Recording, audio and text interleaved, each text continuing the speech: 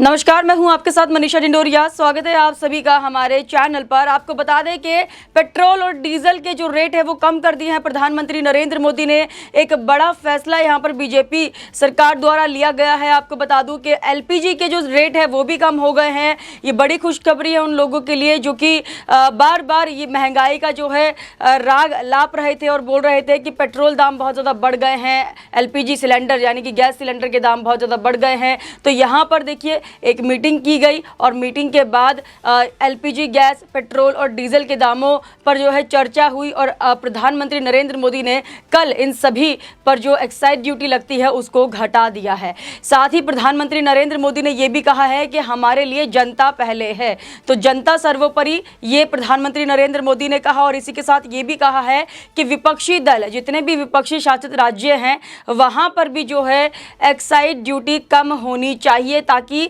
उन राज्य के लोगों को भी महंगाई से जो है राहत मिल सके और वो भी पेट्रोल डीजल सस्ता खरीद सके, एलपीजी गैस जो है सस्ता खरीद सके। आपको बता दूं कि 200 रुपये जो है एलपीजी पर कम किए गए हैं, 10 रुपये पेट्रोल पर और डीजल पर 6 से 7 रुपये कम हुए हैं हर राज्य में। तो अगर हर राज्य में जितनी भी सरकारें हैं, चाहे वो विपक्षी दल हो या फिर बीजेपी शासित राज्य है, अगर हर कोई इनमें से एक्साइज ड्यूटी घटा देते हैं तो हर राज्य की जनता को जो है पेट्रोल डीजल सस्ता मिलेगा पहले के हिसाब से। जो रेट पहले हुआ करते थे, जो कि 100 का आंकड़ा पार कर रहे थे पेट्रोल डीजल के रेट, अब उससे जो है इजाफा लोगों को मिल रहा है। यहाँ पर राहत बड़ी दी है केंद्र सरकार ने और बड़ा बयान देते हुए प्रधानमंत्री ने यहाँ पर एक बड़ा फैसला लिया है और साथ ही विपक्षी दलों से अपील की है कि अपने राज्यों में भी जो है इन एक्साइज ड्यूटी को कम करे और लोगों को राहत पहुँचाने का काम करे। तमाम बड़े नेताओं ने जो है पेट्रोल डीजल कम होते ही ट्वीट किए हैं और प्रधानमंत्री नरेंद्र मोदी का यहाँ पर शुक्रिया अदा भी व्यक्त किया है। आपको बताते हैं कि क्या क्या लिखा है और किन किन लोगों ने जो है ट्वीट किए हैं। विपक्षी दलों की तरफ से भी ट्वीट आए हैं,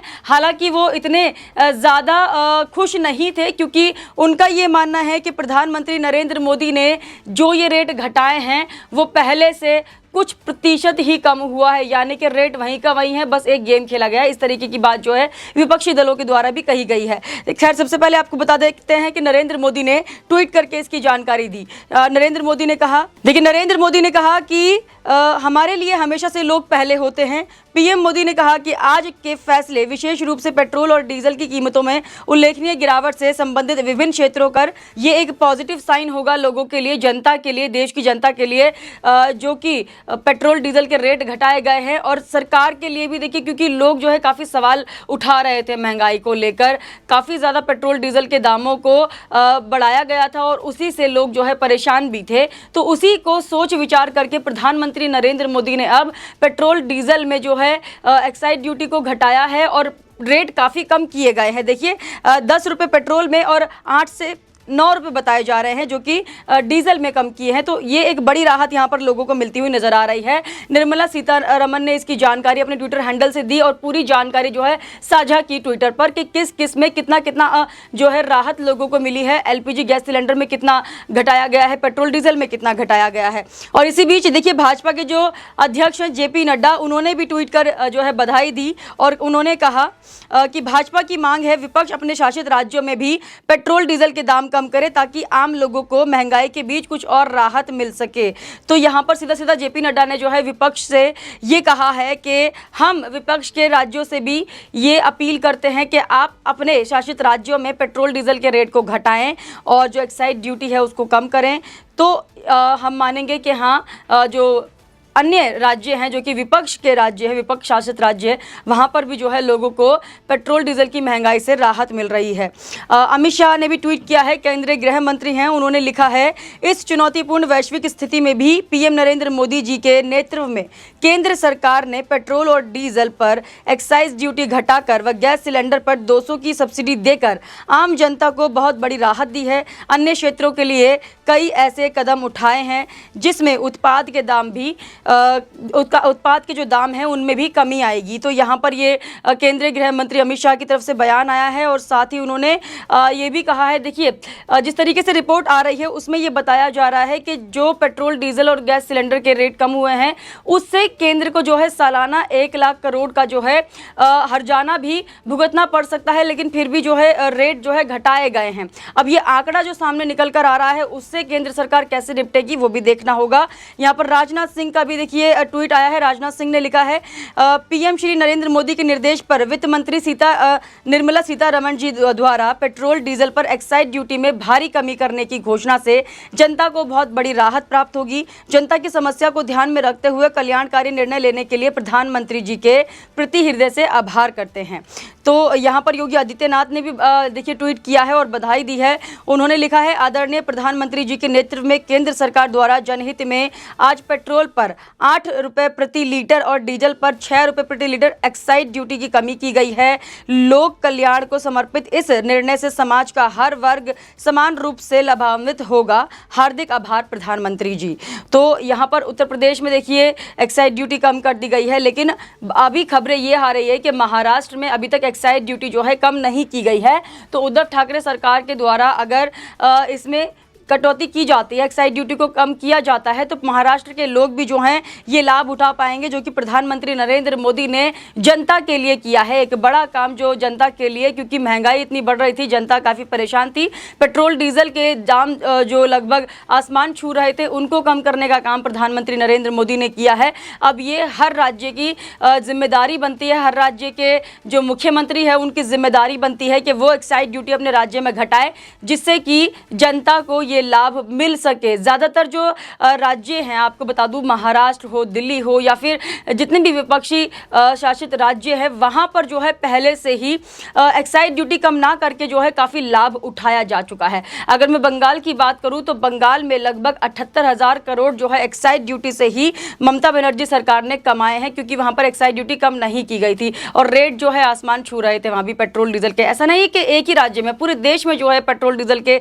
रेट काफ़ी ज़्यादा थे, लेकिन ये डिपेंड करता है हर राज्य के मुख्यमंत्री पर कि वो वहाँ पर एक्साइज ड्यूटी कितनी कम लेते हैं और जिससे जनता को जो है पेट्रोल डीजल सस्ता मिल सके। संबित पात्रा ने भी देखिए ट्वीट किया और लिखा, आदरणीय प्रधानमंत्री जी द्वारा जो पेट्रोल डीजल की एक्साइज ड्यूटी कम करने के कारण पेट्रोल 9.50 डीजल की दर में 7 की कटौती होगी, जिसका लाभ समाज के हर वर्ग को प्राप्त होगा। इस सहायक एवं जनहितैषी निर्णय हेतु प्रधानमंत्री जी आपका आभार और धन्यवाद। तो यहाँ पर देखिए अलग अलग तरीके से सबने ट्वीट किए हैं, लेकिन विपक्षी दलों के द्वारा जो ट्वीट किया है वो भी मैं आपको बताऊंगी। लगातार देखिए जिस तरीके से ट्वीट आ रहे हैं, सबसे पहले आपको बताती हूँ कि किन किन राज्यों में कितना कितना पेट्रोल हुआ करता था और प्रधानमंत्री नरेंद्र मोदी ने मीटिंग में किन किन राज्यों का नाम लिया था जिनके द्वारा जो है बताया जा रहा था कि वो एक्साइज ड्यूटी कम नहीं कर रहे हैं। प्रधानमंत्री मोदी ने राज्यों का जो नाम लिया था, जिन राज्यों का नाम लिया था उनमें महाराष्ट्र, पश्चिम बंगाल, तेलंगाना, आंध्र प्रदेश, तमिलनाडु, केरल और झारखंड का नाम है। इन सभी राज्यों में विपक्षी पार्टियों की सरकार है। जाहिर है कि इन प्रदेशों की सरकार पर अब वैट घटाने का दबाव है ताकि यहाँ पेट्रोल डीजल की कीमतें कम हो सके।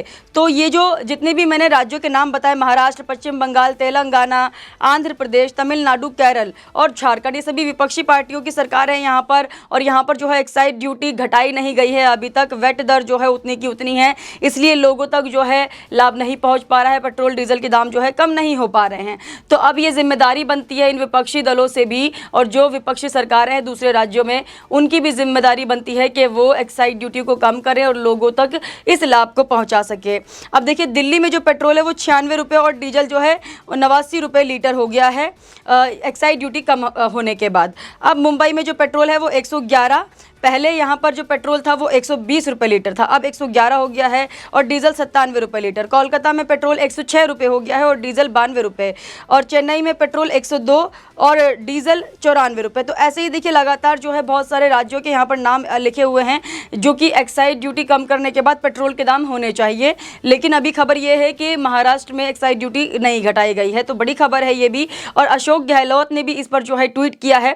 अशोक गहलोत ने केंद्र सरकार का यहाँ पर देखिए शुक्रिया अदा भी किया है। उन्होंने लिखा है, केंद्र सरकार द्वारा पेट्रोल डीजल की कीमतों में की गई एक्साइज कटौती से राज्य सरकार पेट्रोल पर 2.48 रुपये लीटर एवं डीजल पर 1.16 रुपये प्रति लीटर वैट की कमी होगी।